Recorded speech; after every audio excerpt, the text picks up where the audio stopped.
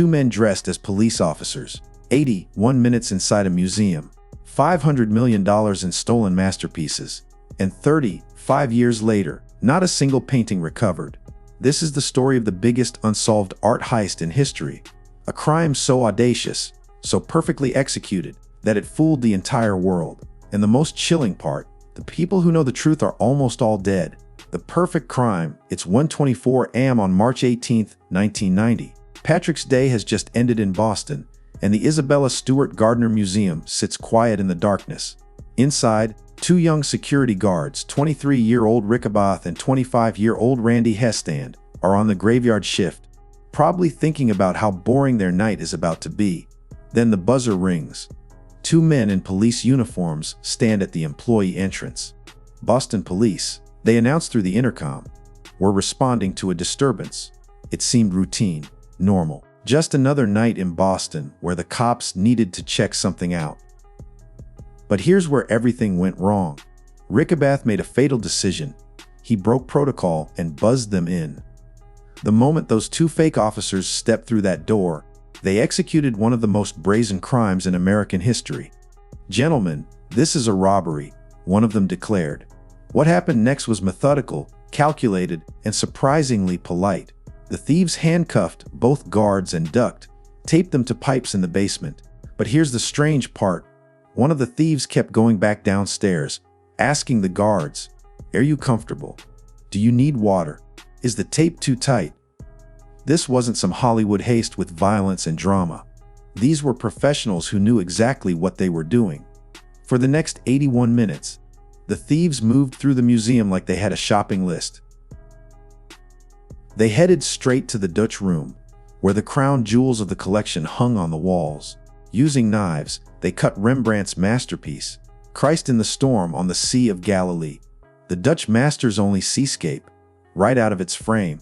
They took A Lady and Gentleman in Black, another Rembrandt, and a postage stamp-sized self-portrait etching. But the real prize, Vermeer's, the concert. There are only 34 known Vermeer paintings in the entire world. This one alone is considered the most valuable unrecovered painting on Earth, potentially worth over $200 million.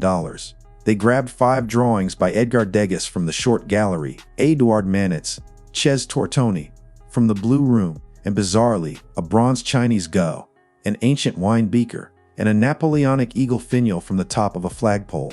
13 pieces in total. The motion detectors recorded their every move through the galleries. At 2:45 a.m., they made 2 trips to their vehicle, loaded everything up, and vanished into the Boston night. The next morning's shift arrived to find the guards still bound in the basement and empty frames hanging on the walls.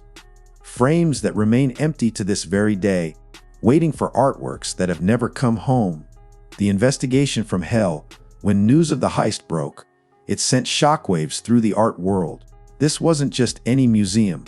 It was Isabella Stewart Gardner's personal collection, a woman who had opened her Venetian Palazzo-inspired museum in 1903 with specific instructions in her will. Nothing in the galleries should ever be permanently changed. Those empty frames, they're still hanging there, silent witnesses to one of the greatest unsolved mysteries in art history. The FBI immediately launched what would become the largest art theft investigation in American history. But from day one, nothing made sense. Why did the thieves take these specific pieces and ignore other, more valuable works? Why did they cut some paintings from their frames so carelessly while removing others properly? And most puzzling, why take a random finial and an ancient Chinese beaker? The investigation quickly zeroed in on the 2 guards, particularly Rick Abath. It seemed too coincidental.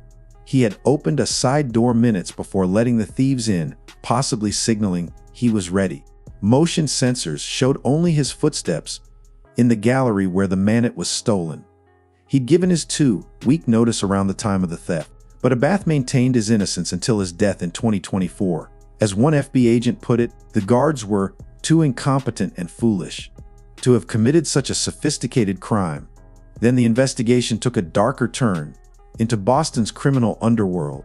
The FBI discovered the city's organized crime families were in the midst of a brutal gang war, and several mobsters had been unusually interested in the Gardner Museum's security weaknesses.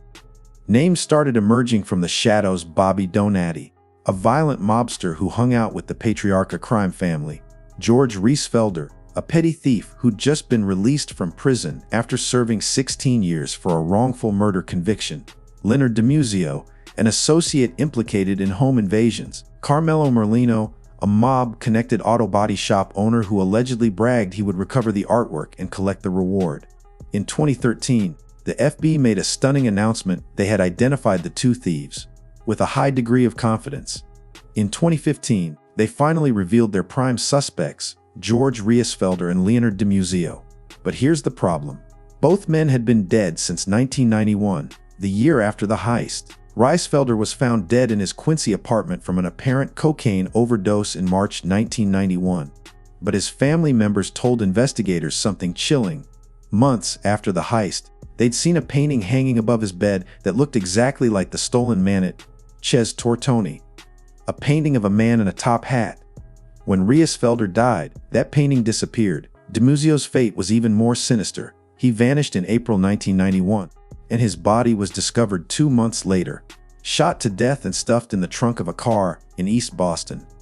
A trail of bodies. If this was a movie, you'd say the plot was too unbelievable.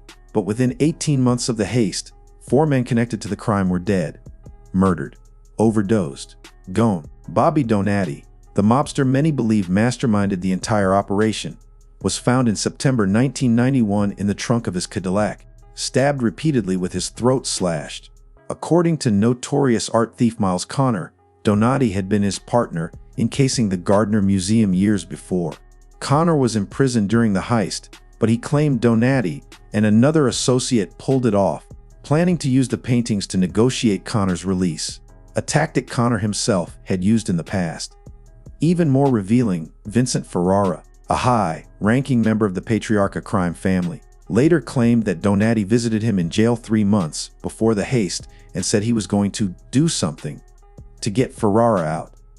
3 months later, the Gardner heist happened. Donati visited Ferrara again and confirmed his involvement, claiming he'd buried the artwork and would negotiate once things cooled down. Those negotiations never happened. Donati was dead within a year. James Marks, another mob associate who boasted about having access to the paintings, was shot to death outside his Lynn home in February 1991. The pattern was clear. Anyone who knew the truth about the Gardner heist was being silenced permanently. The investigation turned to Robert "Bobby" Garante, another mob associate. The FBI believed the stolen art ended up with him, but Garante died in 2004. Then the trail led to Connecticut mobster Robert the Cook Gentile, who became the last living person with potential first-hand knowledge of the heist. In 2012, the FBI raided Gentile's property. They didn't find the paintings, but they found something equally damning: a handwritten list of the stolen Gardner artworks and their estimated values, along with a newspaper article about the heist from the day after it happened. Despite spending years in prison on unrelated charges, Gentile maintained his innocence until his death in 2021. He took his secrets to the grave. Where are the paintings? This is where the story becomes even more mysterious.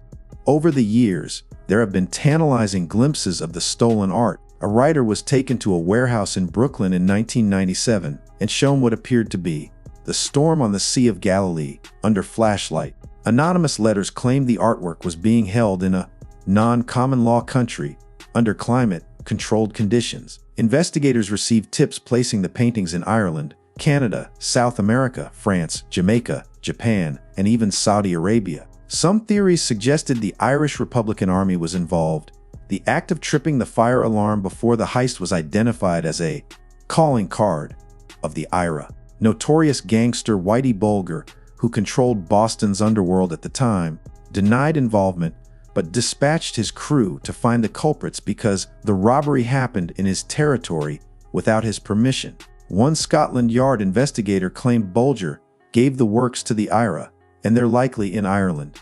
Others believe the paintings were broken up and sold piecemeal on the black market to private collectors who knew they could never display them. The FBI's working theory is that after Reesfelder and DiMuzio pulled off the heist, the artwork was passed through organized crime networks to Connecticut and Philadelphia, where attempts were made to sell them. After those attempts failed, the trail went cold. Former FBI agent Geoffrey Kelly, who led the investigation for over 2 decades, believes the heist was orchestrated by Carmelo Merlino, who sent Riesfelder and DiMuzio into the museum. Kelly thinks they planned a quick in and out job to steal some Rembrandts for fast money. Instead, they woke up on March 19th realizing they'd committed the heist of the century, with paintings too famous to sell. The smaller works, like the Degas sketches and the Manet, might still exist in someone's home, hanging on a wall with the owner not even knowing what they have. But the famous pieces, the Rembrandt Seascape, the priceless Vermeer, many experts believe those were likely destroyed when the thieves realized they were too recognizable to ever sell. The truth about the Gardner heist died with the men who knew it. Bobby Donati, George Riesfelder, Leonard DiMuzio, Carmelo Merlino, Bobby Garant, Robert Gentile, all gone. The paintings remain lost, the frames remain empty, and one of history's greatest mysteries remains unsolved. But the museum refuses to give up hope. Because art isn't just about money, it's about legacy, beauty, and human achievement. And somewhere out there, those masterpieces are waiting to come home. If you have any information about these stolen works, contact the Isabella Stewart Gardner Museum. The reward is still active. The investigation is still open, and the world is still waiting. If you found this story as fascinating as we did, please subscribe to our channel for more incredible true crime and mystery content. Hit that bell icon so you never miss an upload. And let us know in the comments, where do you think the paintings are? Thanks for watching, and we'll see you in the next video.